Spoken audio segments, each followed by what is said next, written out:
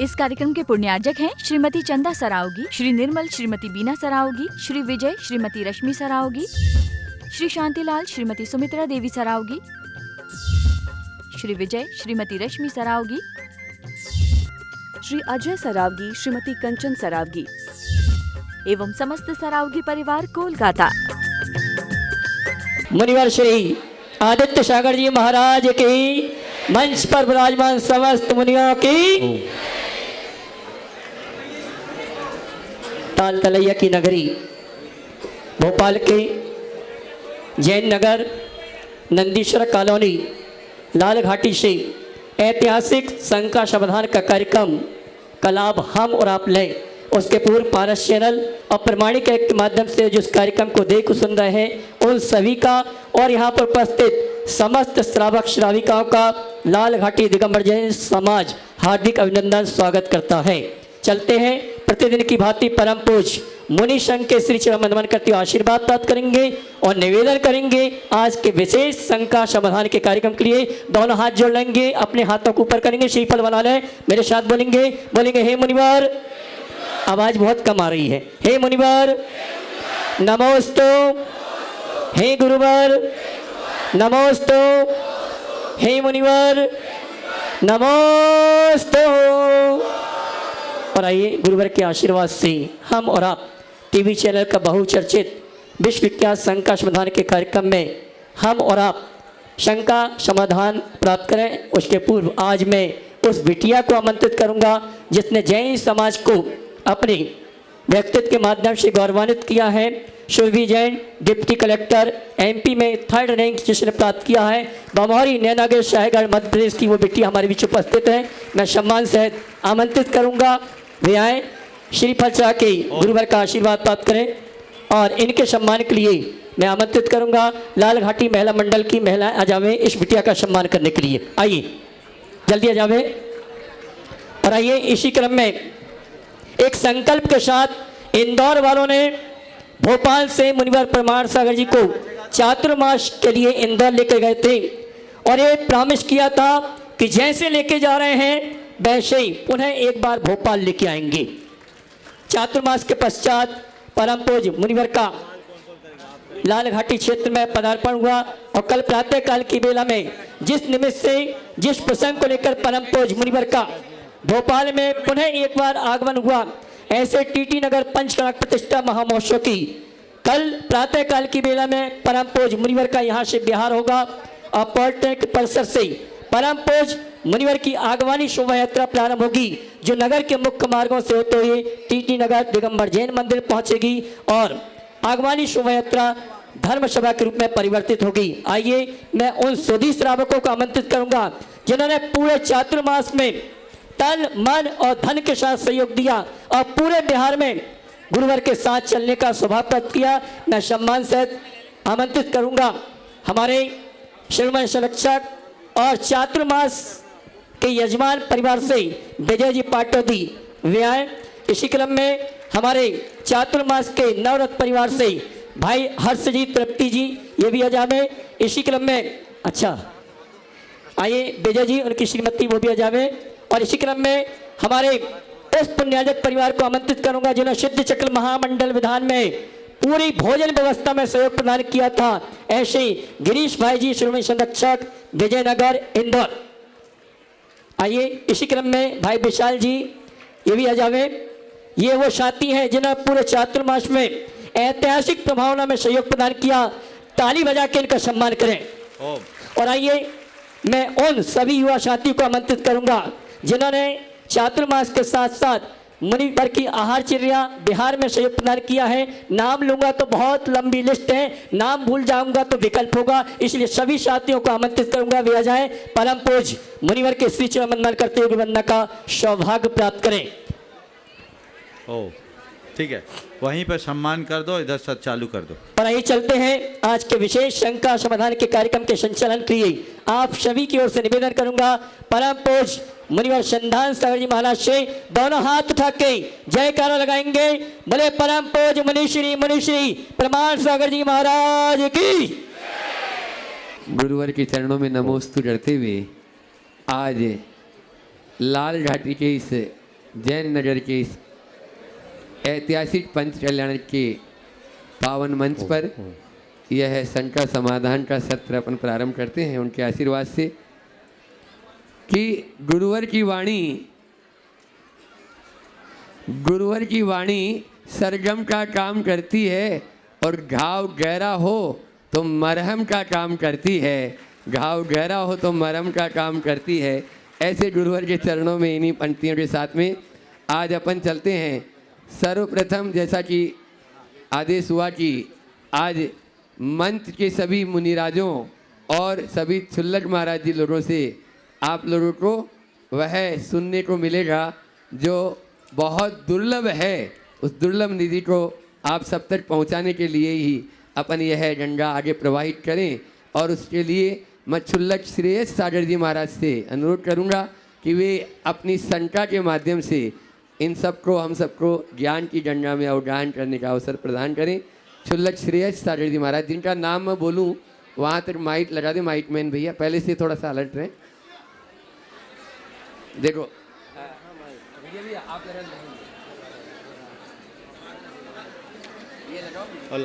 परम पूज मुनिवर प्रमाण सागर जी महाराज के पावन चरणों में मेरा बारंबार नमोस्तु। आदित्य सागर जी महाराज, अपरमित सागर जी महाराज, निर्वेक सागर जी महाराज, संतान सागर जी महाराज और सहज सागर जी महाराज के पावन चरणों मेरा त्रिकाल नमोस्तु नमोस्तु नमो। सभी छुल्लक जी को इच्छामी इच्छामी इच्छामी। गुरुदेव कहते हैं परिणामों की निर्मलता का नाम धर्म है, तो हम अपने परिणामों को कैसे निर्मल रखें, कृपया करके फिर से बोलिएगा, जिज्ञासा का समाधान करें। फिर से बोलिएगा, सुन नहीं हे गुरुदेव कहते हैं परिणामों की निर्मलता का नाम धर्म है, तो हम अपने परिणामों को कैसे निर्मल रखें, इस विषय पर आप मेरी जिज्ञासा का समाधान करें। नमोस्तु गुरुदेव। बहुत अच्छा सवाल है। ये एक बहुत गहरी बात है कि परिणामों की निर्मलता का नाम ही धर्म है और इसे हम कैसे प्राप्त करें। तो सबसे पहले इस बात को हमें अपने हृदय पटल पर अंकित करना होगा कि परिणामों की निर्मलता का नाम ही धर्म है। मेरे द्वारा जो धार्मिक क्रियाएं की जाती है, जो पूजा पाठ, व्रत उपवास, त्याग तप, दान पुण्य, ये जो धार्मिक क्रियाएं हैं, इससे मेरे ऊपर धर्मात्मा होने का तमगा तो लग जाता है। मैं अपनी पहचान एक धर्मात्मा के रूप में बनाने में सफल हो जाता हूँ, लेकिन इससे मेरे हृदय में धर्म अवतरित हो ये कोई जरूरी नहीं है। इसलिए मुझे पहले अपने हृदय में इस बात को अच्छी तरह से बिठानी होगी कि परिणामों की निर्मलता ही धर्म है। चूँकि मेरे हृदय में धर्म का अनुराग है और जब मैं ये बात बिठा लूँगा कि परिणामों की निर्मलता ही धर्म है, तो मैं परिणामों की निर्मलता के प्रति जागरूक बनूंगा। तो पहली बात हृदय में इस बात को बिठाना, दूसरी बात उसके प्रति जागरूक होना, तीसरी बात अपने परिणामों की समीक्षा करना और चौथी बात परिणामों की हर समय शुद्धि के लिए प्रतिक्रमण करना। तो हृदय में स्थापित करे, धर्म के मूल स्वरूप को अवधारित करे, उसके प्रति सजग रहे, हर पल उसकी समीक्षा करे कि कहीं मैं गड़बड़ा तो नहीं रहा। मेरे परिणाम केवल मैं जानता हूं, आप नहीं जान सकते। तो मुझे अपने परिणामों का प्रहरी खुद बनना पड़ेगा। और यदि कदाचित अज्ञानवश, प्रमादवश, कर्म के उदयवश, पूर्व संस्कारवश कुछ स्खलन हुआ हो तो उसकी शुद्धि करे, वह प्रतिक्रमण, किए गए दोषों का शोधन। यदि हम इन बातों को आत्मसात करते हैं तो हमारे परिणाम कभी नहीं गड़बड़ाएंगे। और यदि इनको हम भूल जाते हैं तो हमारे परिणाम तो भगवान ही जाने क्या होगा। और अब चलते हैं संघ के गुलदस्ते के एक पुष्प जो सुबट सागर जी महाराज हैं, छुल्लक सुबट सागर जी महाराज, जो तीनों सामयिक खड़े होकर करते हैं, ऐसे छुल्लक समय सागर जी सुबट सागर जी महाराज वे अपनी संख्या के माध्यम से सबको करता कर रहे हैं। और उसके बाद में अपन स्वरूप सागर जी महाराज से अनुरोध करें। पूज्य बड़े महाराज श्री के श्री चरणों में बारंबार नमोस्तु। मंचासीन विराजमान समस्त मुनिराशों के श्री चरणों में बारंबार नमोस्तु। महाराज श्री, जब एक विद्यार्थी घर में रहता है तो घर वाले उसे डांटते हैं, टोकते हैं, ये कहीं ना कहीं उसके जीवन में एक सुधार के लिए या संतुलित बनाने के लिए एक अच्छा प्रयास कह सकते हैं। लेकिन जब वही विद्यार्थी बाहर पढ़ने के लिए जाता है तो वहाँ उसे कोई ना डांटने वाला होता है ना टोकने वाला होता है, तो उस समय वो अपने जीवन को कैसे संतुलित करे और डांटना और टोकना जीवन में कितना आवश्यक है, इसका समाधान। नमस्ते। बहुत अच्छा सवाल आप लोगों के लिए महाराज ने उपस्थित किया है, क्योंकि महाराज के कोई बाल बच्चे तो हैं नहीं। समझ गए ना, ये सवाल आप लोगों के लिए किया है ना। तो ये बहुत अच्छी बात है। हमेशा एक बात ध्यान रखना, गुरुदेव का एक बहुत अच्छा हाइकू है, डांट के बिना शिष्य और शिशी का भविष्य ही क्या। शीशी में डांट न लगाओ तो तेल बाहर निकल जाएगा, और शिष्य को डांट न लगाओ तो खेल बिगड़ जाएगा। तो डांट तो चाहिए, लेकिन डांट कैसी? ऐसी कि जब जरूरत पड़े तो डांट खुल सके, ऐसी नहीं कि डांट ही अंदर घुस जाए। अंदर हाथ संभाल के बाहर मारे चोट। जो व्यवस्था गुरु और शिष्य के लिए, वही व्यवस्था पिता और पुत्र के लिए। पिता की पुत्र को डांट मिलनी चाहिए, पर स्नेह सिक्त डांट। अगर पिता स्नेह से भर करके डांटे, और वो भी कैसे डांटे? 10 गलती होने पर 1 बार डांटे, 1 गलती होने पर 10 बार नहीं। आजकल होता उल्टा है, 10 गलती पर 1 बार देती तो सबूरी है ही नहीं, 1 गलती हो तो 10 बार, तो उसका असर भी विपरीत पड़ता है। बच्चे भी सोचते हैं इनकी तो आदतें ही ऐसी बकबक करने की। तो तुम्हारी डांट बकबक का रूप न ले, तुम्हारी डांट उसके लिए सख्त हिदायत बने। ये तभी संभव है जब आप अपने अंदर भी संयम रखेंगे। डांट को कभी बुरा मत मानना। माँ बाप यदि किसी बात का निषेध करते हैं तो उसे वैसे ही समझना जैसे रास्ते चलते समय रेड लाइट मिलती है। रेड लाइट के होने पर आपको गाड़ी रोकनी पड़ती कि नहीं? क्यों रोकते हो? और रेड लाइट तुम्हें रोकने के लिए जलाई जाती है या तुम्हारी रक्षा के लिए? बोलो। तो जब कभी रेड लाइट होती है, कितना भी अर्जेंट काम होता है, आप क्या रेड लाइट वाले को गालियां देते हो? न चाहते हुए भी गालियां रोकते हो कि नहीं? समझ लो तुम्हारे माता पिता या तुम्हारे गुरुजन तुम्हें किसी बात का निषेध करते हैं तो समझना मेरे भले के लिए रेड लाइट दिखा रहे हैं, मुझे गाड़ी रोक ही देनी है। अगर उसे फॉलो करोगे तो तुम्हारी यात्रा सुरक्षित होगी, और उसका उल्लंघन कर दोगे तो चालान कटे या न कटे दुर्घटना जरूर होगी। और आजकल तो सीधा चालान कटता हमने सुना है ना। हाँ, ऑनलाइन हो गया। तो यहाँ का चालान तो अब ऑनलाइन हुआ, वहाँ का चालान तो हमेशा ऑनलाइन रहता है, इसलिए इस पर ध्यान रखना। दूसरी बात, जब बच्चे बाहर जाए, वहाँ माँ बाप नहीं है, पर हर बच्चे को अपनी मर्यादा का ध्यान रखना चाहिए। संकल्प की सीमा में बंध कर जाए। बच्चों को बाहर भेजने के पूर्व उसे गुरुओं के पास ले जाकर एक लक्ष्मण रेखा के बीच भेजें, उसे इस हिदायत के साथ भेजे कि तुम्हें जो करना है करना, लेकिन इस लक्ष्मण रेखा का कभी उल्लंघन मत करना। दुनिया में कहीं जाएंगे वो कभी नहीं बिगड़ेंगे। मैंने अनेक बच्चों को ऐसे लक्ष्मण रेखा से बांधा है। आज बाहर भी घूम के आए। ये हर्ष बैठा, इसकी बेटियां लंदन जा रही थी। ये बहुत चिंतित था। महाराज खड़े हो जाओ थोड़ा सा। ये चिंतित था कि महाराज डर लग रहा है, बिटिया की इच्छा है लंदन जाके पढ़ाई करने की, और मैं भेजना भी चाहता हूँ पर डर लगता है बिगड़ ना जाए। हम बोले चिंता मत करो, मेरे पास लेके आओ, मैं देखता हूँ। मैंने उससे बात की और उसे एक सुरक्षा कवच के घेरे में भेजा। मैंने कहा इसे अपनी लक्ष्मण रेखा बनाना।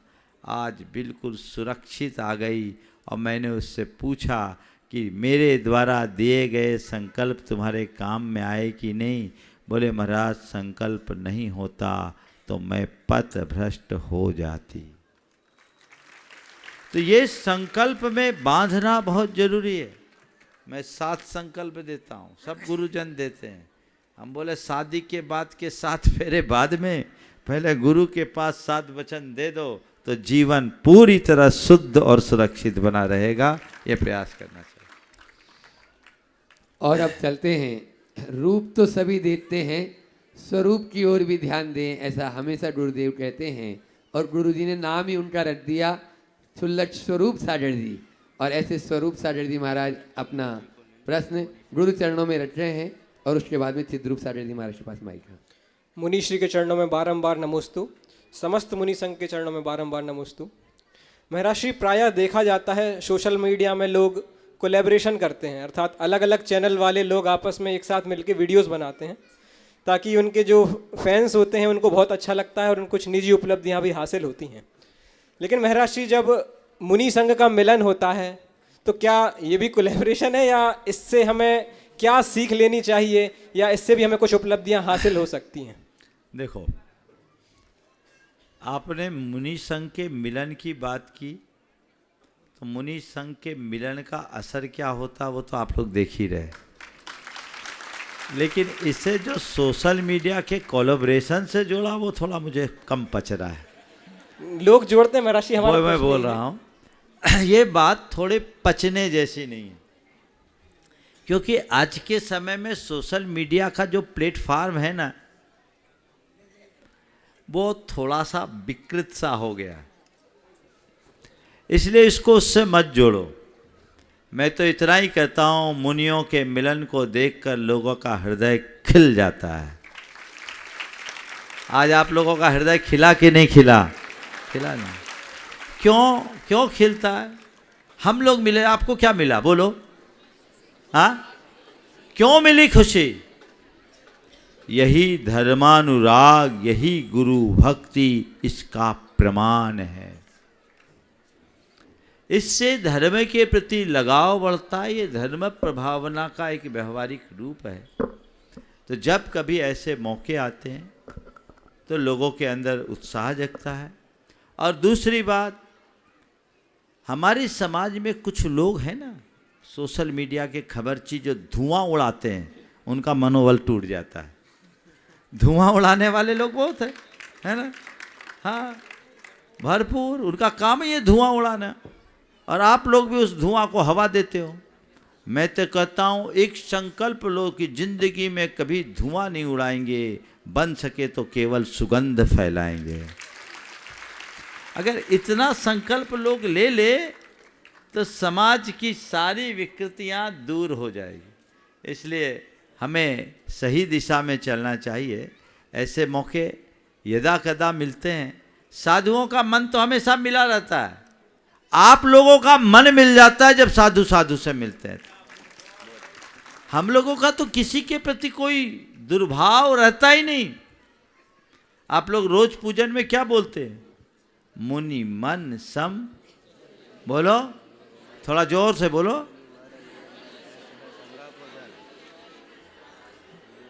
बस इतने ही, मुनि मन सम उज्ज्वल नीर प्रासुगंध भरा। वो तो आगे आ गया। बस मुनि का मन कैसा है? निर्मल नीर की भांति। काश मुनियों का सानिध्य पाकर हम अपने मन को निर्मल बनाने की कला जगा लें तो हमारा जीवन धन्य होगा। बहुत अच्छा पूज्य श्री जी ने अभी कहा कि मुनि महाराज जी का वैसा ही रहता है, जो सहज होते हैं, सरल होते हैं, सजग होते हैं, सकारात्मक होते हैं। और ऐसे ही, क्योंकि अभी छुल्लक महाराज जी को अपन फिर करेंगे निवेदन, लेकिन समय को बांध नहीं सकते, गुरु आदेश से अपन चलते हैं सहज सागर जी महाराज के चरणों में और उनसे निवेदन करते हैं कि वे भी अपनी संख्या के माध्यम से हम सबको करतार करते हुए ज्ञान की गंगा में अवगाहन करने का अवसर प्रदान करें। नमोस्तु महाराज जी। मन वचन चाहे थे बारंबार नमोस्तु नमोस्तु नमोस्तु। महाराज जी, हमारे गुरु भाइयों के प्रति क्या कर्तव्य होने चाहिए? नमोस्तु। बहुत अच्छा सवाल किया। गुरु भाई के प्रति क्या कर्तव्य होना चाहिए? देखिए, गुरु भाई के प्रति एक ही बात हमारे शास्त्रों में कही गई, वह है सौयुत्थान प्रति सद्भाव, सनाथा पेत कैतवा प्रतिपत्तिर यथा योग्यम वात्सल्यम अभिलप्यते। अपने साधर्मियों के प्रति सद्भाव, सनाथ और छल रहित आदर, यही वात्सल्य भाव की अभिव्यक्ति। तो अगर हम दो साधर्मी हैं, चाहे वो गुरु भाई हैं, चाहे मोक्ष मार्गी, मेरी दृष्टि में हर मोक्ष मार्गी जिसने रत्नत्रय को धारण किया है वह एक दूसरे का बंधु है, भाई है। क्योंकि धर्म ही बंधु है और धर्म बंधु है तो धर्मी भी बंधु है, ऐसा हमें समझना चाहिए। तो उसका आदर और उसके प्रति सद्भाव, सद्भाव और सौहार्द, ये दो बातें आ जाए तो जीवन बदल जाए। लेकिन प्रायः उल्टा दिखता है, सद्भाव की जगह मात्सर्य का भाव प्रकट होने लगता है, आदर स्नेह की जगह ईर्ष्या की दुर्भावनाएं दिखने लगती है, और फिर एक दूसरे के साथी होने की जगह लोग एक दूसरे के प्रतियोगी बनने लगते हैं, और प्रतियोगी तक ही नहीं रुकते, एक दूसरे के प्रतिद्वंदी बन जाते हैं। वहीं हमारे मोक्ष मार्ग पर विराम लग जाता है। हम सबका एक ही लक्ष्य होना चाहिए कि हम सभी जिन शासन को आगे बढ़ाने में कुछ योगदान देने वाले हैं, एक निमित्त बन रहे हैं, तो उस निमित्त से चीज़ें आगे बढ़ती रहे और हम उसका एक छोटा सा हिस्सा बन जाए तो हम सबका जीवन धन्य होगा और उसी से मोक्ष मार्ग पुष्ट होगा। मुनि का जीवन सागर से गहरे, हिमालय से ऊंचे, इन्हें कौन बांधे, इन्हें कौन रोके, और उनका नाम ही है अपरिमित सागर। ऐसे पूज्य अपरिमित सागर जी के चरणों में बारंबार आप लोग भी हाथ जोड़ लिया करो, ताकि पुण्य आप भी कमाओ। उनके चरणों में नमोस्तु करते हुए कि वे अपनी संख्या के माध्यम से हम सबको करतार करें। पूज्य महाराज श्री जी। परम पूज्य महाश्रमण, उनके चरणों में आत्मा के जितने प्रदेश हैं उतने प्रदेश प्रमाण मेरा आपको बारंबार नमोस्तु। सभी मुनि भगवंतों के चरणों में भी नमोस्तु। एक छोटी सी जिज्ञासा है कि हम विगत 6 वर्ष से उपसंग में हैं और हमारा उपसंग में रह कर के गुरु के प्रति क्या कर्तव्य होना चाहिए, कृपया हमारी जिज्ञासा का समाधान कीजिए। देखिए, संग में हो चाहे उपसंग में, हमें एक बात का ध्यान रखना चाहिए कि हम अंग किसके, और हम अंग हैं, अंगी नहीं। अंग का अस्तित्व अंगी के साथ रहने में है। अंगी से संबंध टूटते ही अंग अर्थहीन हो जाता है। हमारे हाथ पांव अंग है और अंगी हमारा संपूर्ण शरीर। यदि शरीर से हाथ अलग हो जाएगा तो हाथ का कुछ वजूद बचेगा क्या? नहीं बचेगा। हाथ चाहे कितना भी बलिष्ठ हो, लेकिन हाथ की शोभा तभी है जब तक वह शरीर से कनेक्ट है। इसी तरह कोई भी उपसंग हो, उसे इस बात का हमेशा ध्यान रखना चाहिए कि हम अंग हैं, अंगी नहीं, और जिसके अंग है उससे हमारा कनेक्शन बना रहना चाहिए। अब एक ही अंतर है, एक फिजिकल कनेक्शन होता है और एक इमोशनल कनेक्शन होता है। शरीर और हाथ का कनेक्शन तो भौतिक है, लेकिन गुरु और शिष्य का कनेक्शन आंतरिक होता है, वो भावनात्मक होता है। और वो भावनात्मक संबंध ही एक दूसरे से मीलों दूर रहने के बाद भी एक दूसरे को जोड़ा रहता है। बस वो जुड़ा रहना चाहिए, कनेक्शन बना रहना चाहिए। दूसरे शब्दों में कहूँ, आज की भाषा में, दुनिया में कहीं भी हो नेटवर्क क्लियर रहना चाहिए, नेटवर्क बना रहना चाहिए। उस नेटवर्क में किसी भी प्रकार का डिफ़ॉल्ट नहीं होना चाहिए, और यदि कहीं गड़बड़ हो तो कोई वाईफाई जोड़ लेना चाहिए, ताकि वो कनेक्टिविटी बनी रहे और फंक्शन चलता रहे। ये यदि हमने जीवन में पा लिया तो वो हमारे जीवन की एक बड़ी उपलब्धि बनेगी, और उसके बल पर हम अपने जीवन को बेहतर बना सकें। और दोनों हाथ जोड़ते हुए अब चलते हैं, जिनके सानिध्य में यह पंच कल्याण प्रतिष्ठा महोत्सव बहुत सानंद रूप से आप कर रहे हैं, और फिर आगे 15 से 20 में फिर से टीटी नगर में और विशाल एक भव्य पंच कल्याण प्रतिष्ठा पूज्य महाराज श्री जी के गुरुवर के सानिध्य में भी यहाँ भोपाल वासियों को यह सौगात मिलने वाली है। निश्चित रूप से भोपाल वाले बहुत पुण्यशाली है, और ये सब आदित्य हैं ही, क्योंकि सूरज कभी भेदभाव करता ही नहीं है। ऐसे ही आदित्य सागर जी महाराज के चरणों में आप सबकी ओर से और मैं अपनी ओर से विनय पूर्वक बारंबार नमोस्तु करते हुए कि भी वे भी अपनी शंका के माध्यम से हम सबको ज्ञान की वो अपनी शंका भी रखेंगे और उससे पहले अपनी बात भी करें। हाँ, पूज्य महाराज श्री चरणों में बारंबार त्रिकाल नमोस्तु नमोस्तु नमोस्तु। बड़े लोग छोटे लोगों की मन की बात समझ लेते हैं। परम पूज्य गुणायतन तीन प्रेरिता प्रमाण सागर जी महामुनराज के चरणों में कोटि कोटि नमन। मंच में विराजित समस्त मुनियों के चरणों में कोटि कोटि नमन। सबसे पहले मैं एक बात बोलूँगा कि महाराज जी, गुरुदेव की आज्ञा और हमारे लिए जो आदेश मिला था कि इंदौर में जितने साधु भगवान आएंगे उनकी आगवानी और उनकी परिचर्या का ध्यान हमको रखना है। तो मैं सोच रहा था कि सुप्रभ सागर जी महाराज ने सुधा सागर जी को आमंत्रण दिया, मुझे कब मौका मिलेगा, और वो मौका आज मुझे मिल गया।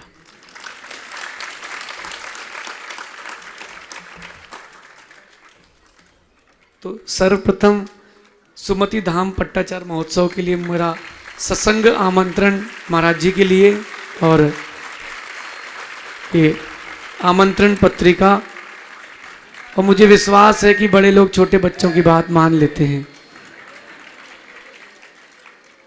आत्मीय आमंत्रण।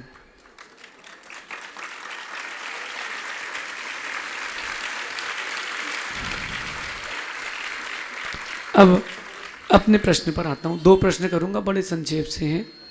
एक प्रश्न ये है महाराज जी की, प्रायः देखा जाता है कि कामयाब अकेले होना पड़ता है, दुनिया कामयाबी के बाद साथ देती है। कोई ऐसा दृश्य या कोई ऐसा चित्र या दिन जब आपको वो दिखा हो कि अभी दुनिया स्वार्थी है? और दूसरी चीज़, जब कोई क्रिटिसाइज करता है तो आप उसको कैसा फेस करते हैं? नमोस्तु महाराज। पहले तो मैं कहूँगा कि आज का दिन आप सबके लिए भी आनंद का कारण बना है, और हम लोगों के लिए भी हर्ष का विषय बना है।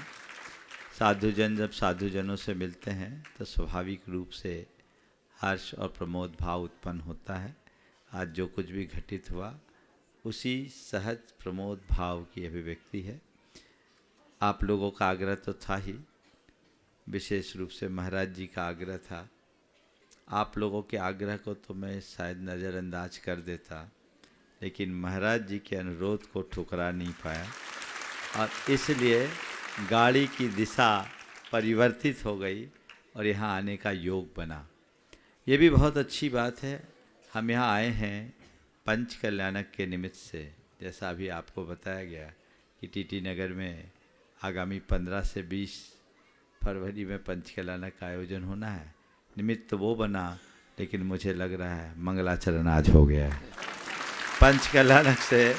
पंचकलानक का मंगलाचरण हो, और ये भी आज आपका प्रारंभिक दिन है, तो मंगलाचरण का ही दिन है।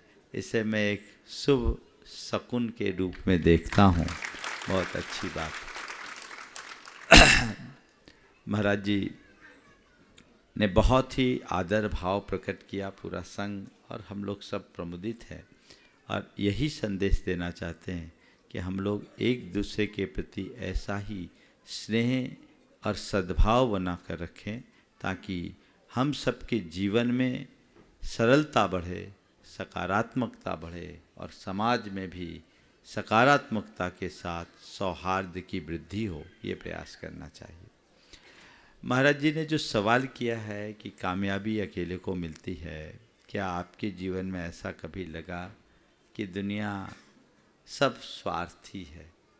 देखिए, मैं अगर अपने जीवन की कहानी कहूँ तो ये कह सकता हूँ, मेरे जीवन में कई ऐसे अनुभव हुए जिस समय मुझे लगा कि सब अपने मतलब के गर्जी हैं। कई अनुभव जो अब मैं सार्वजनिक नहीं भी कर सकता, लेकिन ऐसा लगा। लेकिन मुझे हर मोड़ पर एक रचनात्मक प्रेरणा मिली। जब जब मेरे जीवन में ऐसे प्रसंग आए, बड़े बड़े चैलेंजेज आए, आघात हुए, लेकिन मुझे हर वक्त ताकत मिली। मैं पहले से ज़्यादा ताकतवर बन करके उभरा। मुझे बल मिला, और मैं भीतर और बाहर दोनों रूप में अपने आप को मजबूत महसूस किया। मैं ये कह सकता हूँ, ये संसार का यथार्थ है। हर मनुष्य के सामने इस तरह की बातें आती हैं। विपरीत परिस्थितियों को एक चुनौती के रूप में स्वीकारना चाहिए, और अपनी कुशलता से उसे उपलब्धि के रूप में परिवर्तित करना चाहिए। एक प्रसंग आया था, पूरा प्रसंग नहीं सुनाऊंगा, लेकिन उस प्रसंग में मैंने जो दृष्टिकोण अपनाया था वो आज आप सबके बीच सार्वजनिक करने में मुझे कोई संकोच नहीं। एक बार मैंने कहा था कि हवा के झोंके से शाख टूटी जरूर है, पर मैं इसे सूखने नहीं दूंगा, कलम बनाकर पेड़ बनाकर गुलाब खिलाऊंगा। बस जिस मनुष्य के अंदर ऐसा आत्मविश्वास होता है, जिसकी सोच सकारात्मक होती है, वह हमेशा ऊंचाइयों को छूता है। और अपने जीवन का ये मंत्र मानो। मेरे सामने बहुत कई चुनौतियाँ आईं, और मैंने हर चुनौतियों का स्वागत किया और बहुत सजिंदगी से उसका सामना किया, और मैंने पाया है कि हर चुनौती मेरे सामने उपलब्धि बनकर उभरी है। तो ये चैलेंज को अचीवमेंट बनाना हर सफल व्यक्ति के जीवन का एक बड़ा गुण है। मैं अपने आप को एक सफल व्यक्ति के रूप में नहीं मानता, क्योंकि मैं अपने आप को सफल तब मानूंगा जब मैं सिद्धालय में जगह बनाऊंगा। लेकिन ये मानता हूँ कि हमें अगर अपने मार्ग में आगे बढ़ना है, तो चुनौतियों को स्वीकार करने का मादा अपने भीतर रखे, और अपनी कुशलता से उसे उपलब्धि के रूप में परिवर्तित करने की क्षमता विकसित करे। दूसरी बात, आलोचक तो होंगे ही। अगर आपके कोई आलोचक नहीं तो आप जिंदा नहीं। जिंदे की निंदा होती, मुर्दे को तो सब स्वर्गीय बोल देते हैं। तो आलोचना होगी। आलोचना जिंदा होने की पहचान है। उसे घबराइए मत। मैं कभी नहीं घबराता। मेरे जीवन का एक सिद्धांत है कि गाड़ी जितनी तेज चलती है, धुआं और धूल भी उतना ही उड़ती है। उतना ही धुआं उड़ेगा, उतनी ही धूल उड़ेगी, लेकिन ये गाड़ी के आगे नहीं होती, पीछे होती। मेरा ध्यान सदैव गाड़ी की गति पर और गंतव्य की ओर होता है। पीछे उड़ने वाली धूल और धुएं की तरफ मैं कभी नहीं देखता। उसे कभी देखो ही मत, ये सहज होगा। हाँ, लेकिन एक सावधानी भी रखना है कि अपनी गाड़ी की गति का नियंत्रण नहीं खोना चाहिए, और गंतव्य कभी ओझल नहीं होना चाहिए। सोच समझ कर निर्णय लेना, आत्मविश्वास के साथ आगे बढ़ना और सकारात्मकता से उसे पूरा करना। मेरे सामने कई बार ऐसे प्रसंग आए जिसे एक चुनौती के रूप में लोगों ने देखा। खासकर मैं एक बता देता हूँ, मेरे जीवन का एक लंबा समय गुणायतन के लिए लगा। गुणायतन मेरे सामने एक बहुत बड़ा चैलेंज था। जब बात आई कि 14 गुणस्थानों को प्रदर्शित करेंगे, मेरे से बहुत सारे साधुओं, त्यागियों और विद्वानों ने कहा, महाराज ये भावनात्मक तत्व को आप क्रियात्मक रूप से कैसे दिखाएंगे? मैंने कहा मैं दिखाऊंगा। कैसे दिखाऊंगा? बोले दिखाऊंगा और इस तरीके से दिखाऊंगा जिसको देखकर हर व्यक्ति के मुख से केवल वाह वाह और वाह निकलेगा। मैंने कहा और आत्मविश्वास के साथ कहा। उस समय मेरी कोई तैयारी नहीं थी, मैं लगा। और महाराज जी आपको बताऊं, 2007 से लेकर 2017 तक की 3 स्टोरी बोर्ड को मैंने डस्टबिन में डाला है। एक से एक 8 डायरेक्टर आए, उनने मेरे सामने लाकर के मैंने 3 स्क्रिप्ट लिखी। पहले सारी स्क्रिप्ट मेरी लिखी, वो लेकर के जब मेरे पास आए मुझे समझ में नहीं आया, मैंने रिजेक्ट किया। पूरी कमेटी घबरा गई, महाराज सब रिजेक्ट कर रहे हैं। बोले बस मुझे वाह चाहिए। जिस दिन मैं संतुष्ट होगा तब दुनिया संतुष्ट होगी। और मैंने कहा इतिहास की रचना एक दिन में नहीं होती, उसके लिए खुद को खपाना पड़ता है।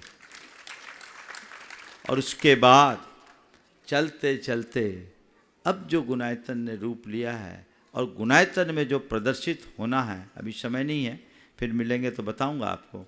आपके महाराज जी ने तो देखो कैसा होता बताता हूँ भी। तो विशुद्ध सागर जी महाराज जब सम्मेद शिखर जी में मिले थे तो उनको कुछ दिखाया भी था, उनने बड़ी रुचिपूर्वक देखा था और बहुत अच्छा मिलन हम लोगों का हुआ था। तो मैं कह रहा हूँ कि अब जो कुछ भी डेवलपमेंट है वो 2007 से 2024 के बीच का है। और अब मैं आप सबसे कहूँगा कि वहाँ वह बनने जा रहा है जिसको देखकर वहाँ निकलने की बात तो दूर है, दांतों तले उंगली दबाए बिना नहीं रहेंगे। अब मुझे संतोष है। तो चीज़ों के लिए व्यक्ति के हृदय में लगन होनी चाहिए, आत्मविश्वास होना चाहिए, चिंतन की प्रखरता होनी चाहिए और सकारात्मकता होनी चाहिए। ये चीज़ें मैंने सदैव अपने जीवन में अपनाने की कोशिश की है। मैं नहीं कह सकता कि मैंने कितना अपनाया, लेकिन मैंने जो कुछ भी पाया है इसी के बदौलत पाया। मैं कभी किसी चीज़ का मोह नहीं करता। कोई चीज़ मुझे अगर अनुकूल नहीं जचती तो नहीं जचती, और मैं निर्णय लेने में फिर विलंब नहीं करता, चाहे कितना भी कठोर निर्णय लेना हो। और निर्णय लेने के बाद फिर उसके बारे में दोबारा नहीं सोचता, तुरंत काम होता है। कल अनुभव वगैरह रास्ता दूसरा देख रहे थे, अब बोले महाराज जी आपने रास्ता बदल दिया, हमें आना था इधर से भौरी होके और हम आ गए फंदा होके, बैरागढ़ पड़ गया। कैसे बदल गए? हमने कहा थोड़ी देर बाद बैरागढ़ के लोग आए, इन लोगों के जाने के बाद महाराज ये रास्ता है, हमने देखा तो 4 किलोमीटर का अंतर था। हम बोले चलो कोई मतलब नहीं, एक समाज को लाभ मिल जाएगा, इधर से निकल जा। मैं उस समय ये नहीं कहा कि मैंने उधर कह दिया, कहा तो नहीं था, इनको देखने के लिए भेजा था। लेकिन निर्णय लेने के बाद कभी मुड़कर नहीं देखना चाहिए, निर्णय सुविचारित रूप में लेना चाहिए और अपने हृदय को आत्मविश्वास से भर कर रखना चाहिए। तो मैं ये कह सकता हूँ कि आज गुणायतन ने जो स्वरूप लिया, भी आप लोग जो गुणायतन जाके देखते हैं वो तो उसका ऊपरी ढांचा है, उसकी आत्मा का तो आपने दर्शन ही नहीं किया। वहाँ जो चीज़ बनने जा रही है, सोरिंग राइड, जिसका आपने कभी नाम न सुना हो, सोरिंग राइड जो दुनिया में कुल 29 है, 30वीं गुणायतन में बन रही, जिसका नाम है समो शरण दर्शन। एक ऐसी राइड जो 16 मिनट की राइड है और विश्व की सबसे बड़ी राइड, वर्ल्ड की लार्जेस्ट राइड है और फर्स्ट रिलीजियस राइड है। दुनिया में जितनी भी राइड है वो एडवेंचरस है और 9 से 11 मिनट की। ये पहली 16 मिनट की राइड जिसमें लोग बैठेंगे, 12 मीटर हाइट पर जाएंगे, स्क्रीन से वो सिंक्रोनाइज होगा और ऐसा लगेगा जैसे साक्षात समो शरण में आप जा रहे हैं। उसे देखने के बाद आपको ऐसा नहीं लगेगा कि पंचम काल में सम्मेत शिखर के किसी ऑडिटोरियम में बैठे हैं, आपको ऐसा लगेगा कि चौथे काल में साक्षात भगवान महावीर के समो शरण में विचरण करें। ये उपलब्धि है। और एक ही राइड नहीं, अब तो एक राइड और बन गई जिस पर लगभग काम समाप्ति पर है, उसका नाम है सुमेरु वंदना। वो एडवेंचरस राइड है जिसमें सुमेरु पर्वत के चारों वनों का भ्रमण होगा और उस चारों वन में भ्रमण करने के उपरांत अंत में पांडुक वन में पांडुक शिला में भगवान का अभिषेक और पांडुक वन के अकृत्रिम जिनालय की वंदना होगी। जो चीजें शास्त्रों में हम लोगों ने पढ़ा है वो उसका जीवंत रूप, उसे देखने के बाद हर व्यक्ति को यह लगेगा कि अगर कोई अकृत्रिम जिनालय या समोसरण इस दुनिया में है या कभी हुआ है तो यही होगा, इससे भिन्न नहीं हो सकता। इस लेवल का काम है। इसी तरह एक मूवी है यात्रा आत्मा से परमात्मा की, 108 मिनट की, मिथ्या दृष्टि से लेकर सिद्ध अवस्था तक का संपूर्ण जीवन वृत्त, चतुर्गति भ्रमण से लेकर मोक्ष गमन तक की पूरी झांकी, जैन दर्शन में प्रतिपादित 14 गुणस्थानों का जीवंत रूप, जहाँ आने के बाद लोग जान सकेंगे कि क्या होता है मिथ्या दृष्टि किसे कहते हैं, सम्यक दृष्टि क्या होता है, श्रावक कैसे होते हैं, मुनिराज कैसे होता है, ध्यान कैसे होती है, कर्मों की निजरा क्या होता है, केवल ज्ञान कैसा होता है, भगवान का समोसरण कैसी खिरती है, भगवान की दिव्य वाणी कैसे करते हैं भगवान श्री विहार और कैसे होता है भगवान का मोक्ष गमन। ये सब बातें आप अपनी आंखों से देखेंगे। ऐसा लगेगा जैसे कि सब कुछ मेरे सामने घट रहा है। मैं कह सकता हूं कि पोथियों की बातों को पलों में जानने का अवसर आप सबको प्राप्त होगा। तो ये पूरा का पूरा परिदृश्य वहाँ है।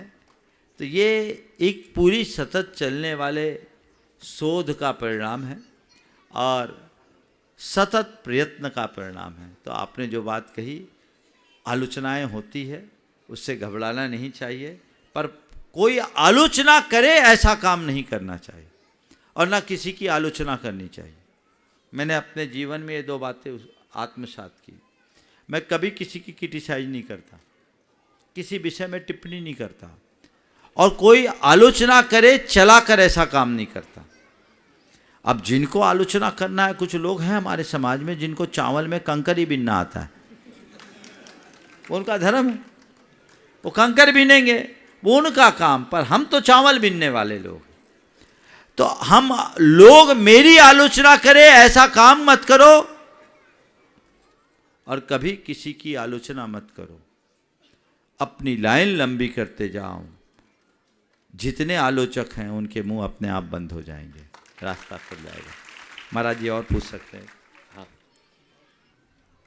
बस हमारी एक और इच्छा है कि हाँ, महाराज जी की बात तो रही गई। महाराज जी ने अभी सुमति धाम पट्टाचार्य महोत्सव में पधारने का आमंत्रण दिया। अभी तो मैं सुमति धाम होकर के भी आया हूँ। इंदौर में मनीष भाई ने सपरिवार अनेक बार अनुरोध किया, अनुकूलता होती तो हम वहीं रुक जाते, अभी यहाँ आने का काम नहीं था क्योंकि इंदौर वालों का मन भरा नहीं। पर आपने निवेदन किया, अभी से हम क्या कहें, अगर योग बनना हो तो हो सकता है बदल जाए, लेकिन कह नहीं सकते। अभी गाड़ी तो दूसरी दिशा में निकली है, पर मेरी सद्भावनाएं पूरे उस कार्यक्रम के लिए है जो मैं आपके माध्यम से वहाँ पहुँचाता हूँ। ये हमारा और लिखित महाराज जी ने अपना साहित्य भेंट किया है तो आदान के साथ प्रदान भी होना चाहिए। और पूज्य गुरुवर की 4 बातें 14 भागों में ये अभी प्रतीक स्वरूप इतना और बाकी कक्ष में जो है दे देंगे। पूज्य महाराज श्री द्वारा रचित है और सहजता देखो, आदित्य सारी जी महाराज जी ने सहज रूप में कहा 4 बातें तो आपकी मुझे चाहिए ही। मतलब इस प्रकार का ये बहुत ही सहज और सरल स्वभाव है महाराज जी का। महाराज जी और कुछ बोला आपके सामने अब क्या बोले? एक चीज़ और बोलूँगा कि जो यात्रा नवीन से प्रारंभ हुई थी उसको नवनीत बनाने के लिए बहुत मेहनत करना पड़ती है। मतलब जब महाराज जी ब्रह्मचारी थे तो उनका नाम था नवीन, और अब आज जो है वो प्रमाण यानी नवनीत। तो आप सबसे एक छोटी सी बात बोलता हूँ, हम जीवन में बहुत सारे साधु भगवान से मिले, हमने कुछ ना कुछ सीखा है। आज मैं बहुत बड़ी उपलब्धि लेके जा रहा हूँ इस मंच से, क्योंकि बड़ों के साथ रहो तो गुण मिलते हैं। मैंने पहले एक बात कही थी महाराज जी, हम जो धीरू भाई अंबानी थे वो 200 रुपये कमा करके 180 रुपये की चाय पीते थे। तो लोगों ने पूछा कि क्यों, 20 रुपये की चाय पी लो। बोले अगर 20 वाली पीऊँगा तो 20 रुपये की चाय वाले लोगों के साथ बैठना पड़ेगा। मैं 180 की चाय पीता हूँ ताज होटल में, तो 180 का आइडिया मिलता है। तो बड़े लोगों के साथ बैठने से सोच बड़ी होती है। आपका ऐसा वात्सल्य सदा संघ के ऊपर बना रहे, और अगर आप आज्ञा देते हैं तो हम इंदौर से वापस भोपाल लेने भी आपको आ जाएंगे। ओह, बहुत सुंदर आपने भावना भाई। अभी तो मैं चाहूँगा आगामी 6 तारीख गुरुदेव के स्मृति दिवस के रूप में पूरे विश्व में मनाया जा रहा है। यहाँ पर भी विधानसभा के परिसर में बृहद आयोजन को रखा गया है। पंचायत ट्रस्ट की अगुवाई में पूरा भोपाल शहर उसमें जुड़ा है, जैन अजैन सब। मैं चाहूँगा कि 5 को आपका शायद पंचकलाना ख़त्म हो रहा है, यदि वहाँ उपस्थित हो तो सोने में सुगंध की बात होगी। ये भी प्रयास कर लिया जाए। ये तो इसमें ज़्यादा कुछ करने की बात नहीं है, आपका जिधर रास्ता है वो उधर से भी जाता है तो थोड़ा बहुत जैसी गुंजाइश हो। बिल्कुल, ये कार्यक्रम महाराज ने अपनी सम्मति दे दी है, अब आयोजकगण उसी अनुरूप उसकी तैयारी करे तो बहुत अच्छा हो। और चलते हैं ज्येष्ठ महाराज परम पूज्य निर्वेद साली जी महाराज चरणों में नमोस्तु निवेदित करते हुए, जो अनेकों पाठशालाओं को के लिए मार्गदर्शन भी देते हैं और अनेक पुस्तकें उनके द्वारा भी रचित है। आप लोग बहुत सारी पुस्तकें उनकी पढ़ते भी हैं। ऐसे पाठशाला प्रणेता के चरणों में अपन सब बारंबार नमोस्तु करते हुए, पूज्य महाराज श्री जी आप भी अपनी संख्या के माध्यम से हम सबको कर्ता करते हुए ज्ञान में डुबकी लगाने का अवसर दें। मुनिश्री को नमोस्तु करते हुए मुनि संका के माध्यम से बहुत कुछ समाधान आप लोगों ने सुना, और आदित्य सागर महाराज जी ने तो महाराज श्री के अंतरकरण को झकझोरते हुए वो सारी बातें महाराज श्री से ले ली, जिसका मिलना बहुत दुर्लभ था। आप लोगों भी बहुत देर से बैठे हैं, आपकी ही एक समस्या को हम यहाँ पर पूज्य श्री के समक्ष प्रस्तुत कर देते हैं। एक जगह पढ़ा था और अनुभव में भी आया कि एक साथ 2 काम करने का अर्थ है किसी भी एक काम को अच्छी तरह से नहीं कर पाना। वर्तमान में एक साथ बहुत सारे कार्य करने का प्रचलन बढ़ रहा है। मूवी आदि के माध्यम से भी एक साथ इधर भी लिखते हैं उधर भी लिखते हैं, इधर लोग खाते भी जाते हैं, पढ़ते भी जाते हैं, गाना सुनते भी जाते हैं। ये अनेक प्रकार के कामों को जो एक साथ कर रहे हैं, ये तो समस्या बनी रही है। इसके साथ साथ दूसरी श्राविकाओं की बहुत बड़ी समस्या है कि जब भोजन करने उनके साहब आते हैं भोजन करने, तो सामने बैठ कर के शांति से भोजन करने की अपेक्षा कहीं टीवी के सामने बैठ जाते हैं, तो कहीं मोबाइल चलाते हुए भोजन करने लगते हैं। बच्चे भी आजकल ऐसा करते हैं कि माँ के सामने कम टीवी और मोबाइल के सामने देख कर के भोजन करते हैं। ये एक साथ 2 काम करने की समस्या है, इससे श्राविकाएँ बड़ी परेशान हैं। आप कोई ऐसा मंत्र दे दो कि इनको समझ में आ जाए कि टीवी के सामने नहीं, बीवी के सामने शांति से बैठ के भोजन कर ले तो खूब अच्छा हो जाएगा इनकी समस्या। नमोस्तु महाराज। एक बार मैंने कहा कि भाई टीवी के सामने भोजन करने की जगह बीबी के सामने भोजन क्यों नहीं करते? तो एक ने कहा बीबी के सामने भोजन करने में डर लगता है। बोले डर क्या लगता है? बोले बीबी सामने होती है तो जो होता है वो चुपचाप खाना पड़ता है, प्रतिक्रिया नहीं देनी पड़ती। बोले क्यों? बोले प्रतिक्रिया दे तो वो भी मिलना बंद हो जाएगा।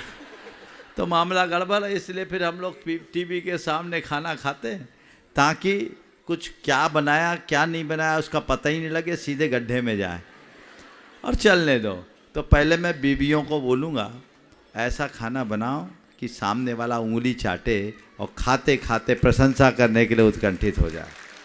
अब मैं दूसरी तरफ आता हूँ, जिस मकसद से महाराज ने सवाल खड़ा किया कि मल्टीटास्किंग कभी नहीं करना चाहिए। रिसर्च कहते हैं मल्टीटास्किंग से कोई रिजल्ट अच्छा नहीं होता। एक साथ अनेक काम करने वाले का एक काम भी पूरा नहीं होता। ये तो आज की भाषा में बोलते हैं, हमारे यहाँ तो बहुत पुरानी कहावत है, एक साधे सब सधे, सब साधे सब जाए। तो एक साथ नेक काम नहीं होना चाहिए, एक साथ एक ही काम। खासकर भोजन, भोजन बड़ी तसल्ली से होना चाहिए। और जब भी आप भोजन करने के लिए बैठे, उत्तम तो हमारे शास्त्रों के अनुसार मौन पूर्वक भोजन करना है। भोजन करो मौन से।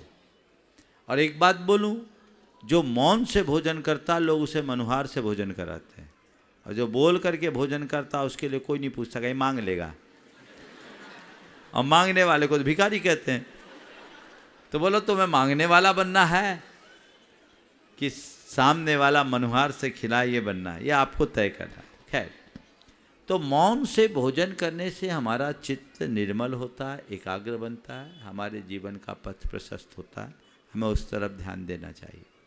दूसरी बात, भोजन करते समय अगर आप टीवी देखेंगे, 4 नुकसान। सबसे पहली बात, हमारे संवादहीनता बढ़ती है। भोजन एक ऐसा समय है जिस समय एक दूसरे से बातचीत करने का अवसर मिलता है, सामने वाले की रुचि अरुचि का आभास होता है, सुख दुख की बातें भी साथ साथ हो जाती है, संवाद बनता है। ले दे करके आदमी आया, खाने के लिए बैठा, सामने टीवी खुल गई, वो उसमें मगन हो गया, हाँ हूँ करके काम खत्म। अब कल तो टीवी नहीं मोबाइल साथ में चलता रहता है, तो खाने का तो पता ही नहीं, जो सामान आया गरम गरम, खाने का नंबर आते आते एकदम ठंडा हो गया, उसका स्वाद खत्म। संवादहीनता। दूसरा है संवेदनहीनता। आप भोजन कर रहे हैं टीवी देखते हुए, और टीवी में दिख रहा है एक जगह बम ब्लास्ट हुआ, कहीं भगदड़ मच गई, 50 आदमी मर गए, लोग की लाशें बिछी है, खून के फव्वारे छूट रहे हैं, चीथड़े उड़े हुए हैं, और आप उन सबको देखते हुए भी चाय की चुस्कियां ले रहे हैं या रुचि से खा रहे हैं। बोलो, आपकी संवेदना कहाँ गई? आप ऐसा दृश्य देखकर खा सकते हो क्या? रोना आना चाहिए उस समय तो। लेकिन रोज रोज ऐसा देखने वाले आदी बन जाते हैं और न्यूज को एक न्यूज की तरह देख लेते हैं, उसकी संवेदना खत्म हो जाती है। तीसरी बात, संस्कारहीनता। जब आपकी संवेदना खत्म होगी, संस्कार भी खत्म हो जाएंगे। दूषित संस्कार होते हैं क्योंकि भोजन से भजन का संबंध जुड़ा। जैसा खावे अन्न वैसा होए मन, तो केवल खाने की क्वालिटी से ही नहीं, खाने की भाव दशा से भी संबंध रखता है। दूषित मनोभाव के साथ भोजन करोगे तो वो भोजन विष बनेगा, शरीर में टॉक्सिन जनरेट करेगा, और वो आपके संस्कारों को भी नष्ट कर देगा। और आज ये हो रहा है। और तीसरी बात, स्नेहहीनता। जब संवाद ही नहीं, संवेदना ही नहीं, संस्कार ही नहीं, तो स्नेह कहाँ बचेगा? और आप बताओ, ये चारों आप चाहते कि नहीं चाहते? बोलो, चाहते हैं? तो मैं पूछना चाहता हूँ, देखना चाहता हूँ कितने लोग हैं जो आज नियम ले कि खाते समय टीवी और मोबाइल दूर रखेंगे। हाथ उठाओ देखें। पुरुषों और महिलाओं में भी तो उठाओ। आज बस की आज से। अब महाराज पूछ रहे आज बस की कि आज से? हम आज से बोल रहे, आज तो खा चुके, अब क्या खाएंगे? उठाओ हाथ सब लोग, पूरी सभा। देखो महिलाएं पीछे दिख रही है, पुरुषों के हाथ तो पूरे उठ रहे हैं। अच्छे से उठाइए, दिखा दो भैया, ये परिवर्तन है। हाँ, मंच वाले भी, ये अच्छा रहेगा। और हाँ महाराज लोग जो आहार करें तो थोड़ी शांति बना के हाँ, और दूसरा, जब चौके में आहार देने जाओ तो वहाँ भी शोर मत करो। नंबर तो सबका लग जाता है, लाइन में लग के दे दो। धमाका क्यों करते हो? शोर नहीं मचाते ये लोग, धमाका करते हैं। इसलिए आगे की कुछ घोषणा मनोज बांगा अनुभव सर आप कुछ देना चाहते दे दीजिए। हाँ अभय भैया आइए। अशोक हेलो। भाई भी हैं, हाँ। सभी के लिए सूचना है, कल प्रातःकाल की वेला में परम पूज्य ऋषि का लालघाटी से विहार होगा और पॉलिटेक्निक कॉलेज से परम पूज्य मुनिवर की आगवानी शोभा यात्रा पंचकणक प्रतिष्ठा महोत्सव के निमित्त से प्रारंभ होगी और नगर के मुख्य मार्गों से होते हुए एक बार मनोज को दे दो। टीन शेड मंदिर पहुंचेगी। आगे की सूचना के लिए भाई मनोज जी वागा। मुनि संघ के चरणों में बारंबार नमोस्तु, छुल्लक जी महाराज के चरणों में बारंबार इच्छामी। आप सबको जानकारी देने का शुभ अवसर है महाराज श्री के सत्संग विराजमान होते हुए कि कल सुबह यहाँ से बिहार होते हुए रायल मार्केट, झिन्नो मंदिर, पिरगेट 6:45 पर महाराज का सत्संग पूज्य आदित्य सागर जी महाराज के साथ बिहार होगा। आगे बढ़ा। हम आप सबसे अनुरोध करते हैं, चूंकि पंचकल्याणक चल रहा है तो आप सबका यहाँ जितना लोग यहाँ जितना यहाँ से भावनात्मक रूप से बिहार होगा। चलो हाँ, आप सब बिहार में रहें। पिरगेट पर सत्संगिक पाठ प्रक्षालन होगा सब महाराजों का। पॉलिटेक्निक चौराहा से पंचकल्याणक स्थल के लिए बागवानी होगी। शाम को संघ का समाधान टीटनगर मंदिर प्रांगण में ही होगा। उसके तत्काल बाद यहाँ पर जितने भी मंदिर समिति और अध्यक्ष गण पदाधिकारी विराजमान हैं, उन सभी से अनुरोध है कि उसके बाद जो मीटिंग होनी है महाराज श्री के सत्संग सानिध्य में, उसमें आप सभी उपस्थित रहें। साथ ही साथ 6 तारीख को आचार्य भगवान श्री विद्यासागर जी महाराज का समाधि प्रथम स्मृति दिवस के रूप में हम सबको मनाना है। उसमें आप सब आमंत्रित हैं और उसकी रूपरेखा कल सभी सम्मानीय सदस्यों के साथ मिलकर के बनाई जाएगी महाराज श्री के मार्गदर्शन से। उसमें सभी कार्यक्रम में आप सभी आमंत्रित हैं। धन्यवाद। जय जिनेन्द्र। ओम। हाँ, अभी बहन सुरभि जो मध्य प्रदेश पीएससी में तृतीय स्थान प्राप्त करके डिप्टी कलेक्टर के रूप में पदस्थापित नियुक्त हुई, चयनित हुई है। एक बार आप सभी उनका जोरदार अभिनंदन कर दें। अनुशासन की छात्रा है और आज तो यहाँ हुआ ही है, पंचकल्याणक में इन्हें और विशेष रूप से आमंत्रित किया जाएगा, है ना।